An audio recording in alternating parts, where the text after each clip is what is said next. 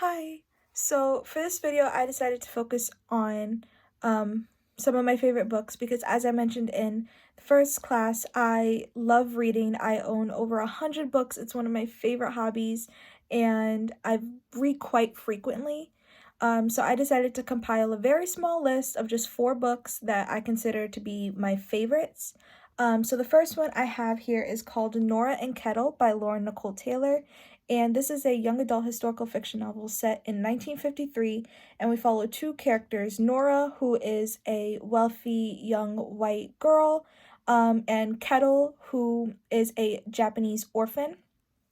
This is also a Peter Pan, like, reimagining very loosely, and Nora has just run away from her very abusive household, and runs into Kettle, who is considered a lost boy, and he's kind of running away from the government, and he is worried about him and his friends being placed in internment camps, so he is on the run, living on the streets, and he and Nora meet, and it starts off on this really crazy adventure, and Nora is trying to find her sister Frankie.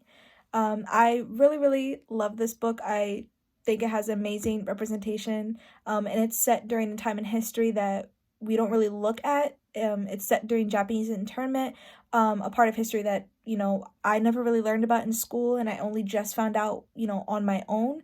I read this book a couple years ago, and I really, really love it, and it's actually the first book in a series, and I just love it so much. The next book I have is The Strange and Beautiful Sorrows of Ava Lavender by Leslie Walton. This is a young adult magical realism tale of a girl named Ava Lavender who is born with wings. Nobody knows why she is born with wings, and they can never be removed. They're kind of just part of her, and she is telling the story of her great-grandmother, her grandmother, and her mother. And the weird thing about this family is that every time they fall in love, their love of their life ends up leaving in some capacity, whether they pass away or they leave them to be with somebody else.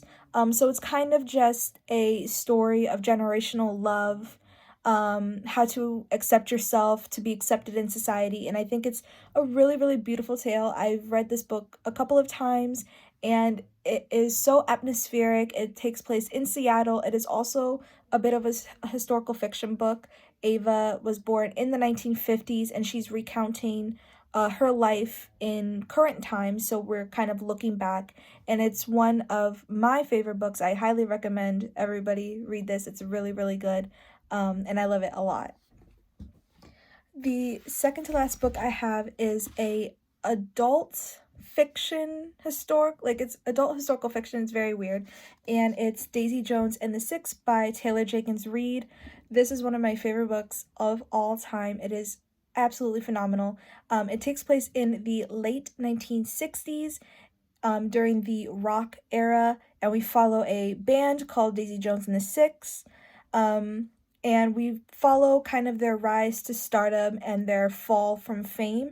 And it's a oral history, so it's told through a series of interviews with old band members.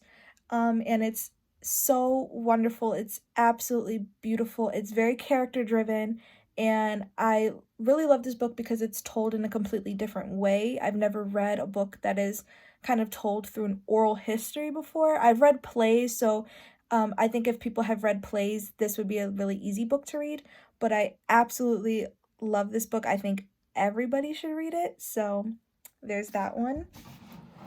And the last book I have here is Eliza and Her Monsters by Francesca Zappia. This is a young adult contemporary novel about a girl named Eliza who is the creator of a web comic called Monstrous Sea, and it's very popular on the internet, but she herself struggles with very bad social anxiety, and she is incapable of talking to other people in the real world, but she ends up meeting a boy named Wallace who's new to her high school, and she finds out that Wallace is actually the most popular fan fiction writer for her web comic Monstrous Sea. But Wallace does not know that Eliza is the creator of Monstrous Sea. And I think it's really, really amazing. It has amazing rep for anxiety. I myself suffer from very bad anxiety, so reading this book felt like I was reading a part of myself. I saw so much of myself in Eliza, and I have like so many tabs in it because there's so many amazing quotes that I connect with, and I just absolutely love this so much. I 100% feel that if anybody suffers with anxiety in any type of capacity, they need to be reading this book. It is 100% just such a golden novel. I highly recommend that everybody reads this. So those are all the books that I have. I've read so many books. I consider so many books my favorite, but these are the ones that I have physically and that I can remember like really enjoying because they're all kind of fresh in my mind. So that's kind of all I wanted this video to be about. Thank you for listening. Bye-bye.